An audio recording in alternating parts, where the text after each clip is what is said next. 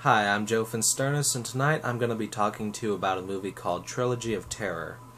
So this is an anthology film, and for those of you who don't know English, the title pretty much tells you that it contains 3 different segments.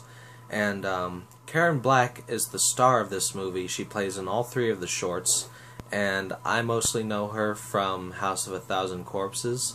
If I recall correctly, I believe she was also in Children of the Night, and she was also in Invaders from Mars, the 80s version, which wasn't a great film, but it was still pretty fun to watch. So that was a pretty solid credit to begin with, and I also found out as I was looking at the credits to this film that all 3 shorts are based on stories by Richard Matheson, who I mainly know as the guy who wrote I Am Legend. Now, I haven't seen the movie with Will Smith, and I don't ever plan to, so don't ask me to review it. But I have read the book, and I thought it was pretty damn brilliant. So, right off the bat here, one sort of complaint that I have with this movie is that the titles to each segment are not very exciting.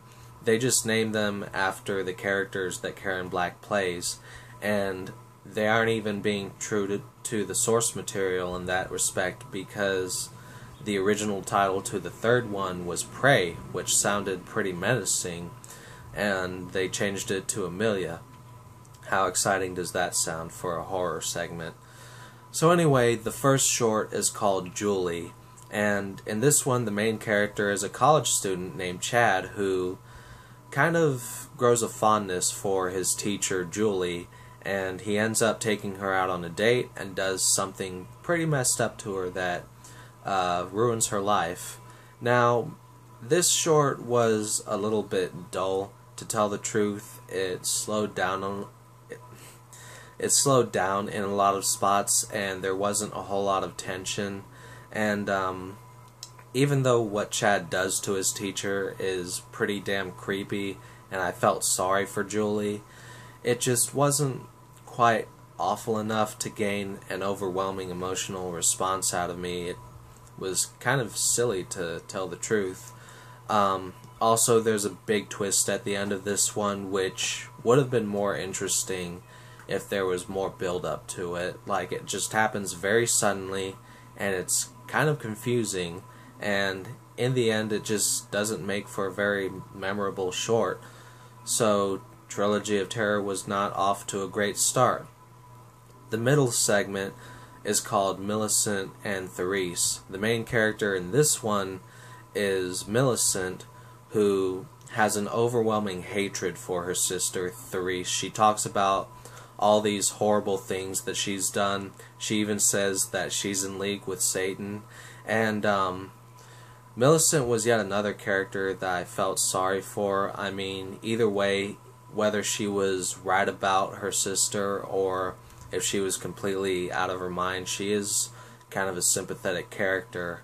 As for the character of Millicent, though, I mean, not Millicent, but as for Therese in this short, both sisters are played by Karen Black, and, you know, Therese is supposed to be more of a bad girl, and I don't know, I just didn't really buy it in this. I wasn't feeling that vibe. Honestly, she did a much better job at playing this role in House of a Thousand Corpses. Also, the character has this horrible looking wig, which I guess that pretty much took away all of the belief for me. If I couldn't believe her hair, I couldn't believe the character. This one is just a little bit better than Julie, though. It has more of an interesting twist at the end that made me go, ooh, for about a second, but yeah, it's still nothing to write home about. It's just, you know, okay. So the 3rd installment, as I mentioned earlier, is called Amelia, and this one has been hyped up the most for me. I've heard a couple of people talk about how terrified they were by this short and how scary it is to them up to this day, but you know, my expectations for it were pretty neutral. It's the short that features this doll you see on the cover here, and it kind of looks like something out of a Charles Band Full Moon movie, which, you know, for those of you who don't know what I'm talking about, that's not very scary. So, yeah, out of the characters that Karen Black plays in this, I thought that Amelia was pretty much the most likable and down to earth. She buys this doll for her boyfriend, who is some kind of college professor, and I don't remember what his study is, but apparently this hunter fetish doll relates to his studies in some way. And she reads on this scroll that if this gold chain wrapped around the doll's waist comes off, then the spirit of the hunter will bring it to life. And of course the chain comes off, and it just happens, you know, over nothing, just snaps off like that while the doll is sitting there. Apparently whoever constructed this thing didn't really give a shit. And I have to admit that the suspense in this segment was pretty high.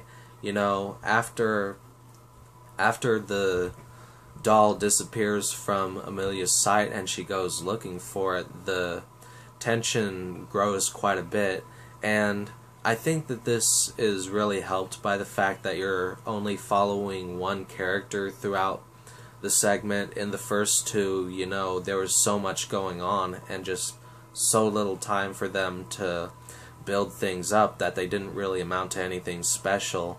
You know, the format for a short film really works a lot better when it deals with a more isolated incident. And when the doll shows up, it still looks kind of silly in this. Even the noise that it makes as it's going after Amelia is kind of funny to listen to. But there were still some pretty tense moments, and I have to admit that if this thing was coming after me in real life, I would probably shit myself. But it still had kind of a campy vibe to it, and Amelia makes some pretty dumb decisions throughout the segment. Like, for example, there's one point where the doll manages to open her bedroom door, and despite the fact that she's only a few feet away from the door, and despite the fact that it's only being opened by this tiny doll, she does not rush to the door and slam it closed like any sane person would do. She just slowly backs away from the door. I was like, really?